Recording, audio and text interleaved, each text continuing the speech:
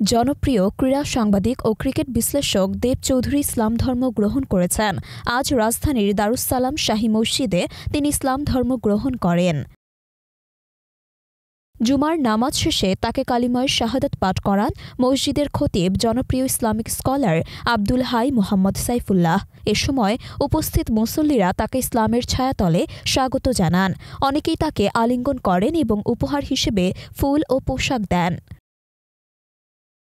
অনুভূতি প্রকাশ করতে গিয়ে দেব চৌধুরী বলেন, আমি সম্পূর্ণ স্বেচ্ছায় আজ ইসলাম ধর্ম গ্রহণ করছি। আমি আরবি পড়তে পারি না, তবে আমার ঘরে কোরআনের বাংলা অনুদিত ৩টি কপি রয়েছে।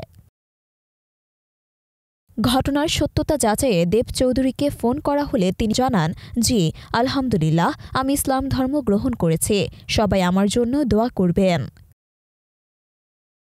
দেবকে ইসলামে স্বাগত জানিয়ে ক্রিকেটার শাহরিয়ার নাফিস তার ভেরিফাইড ফেসবুক পেজে পোস্ট দিয়েছেন।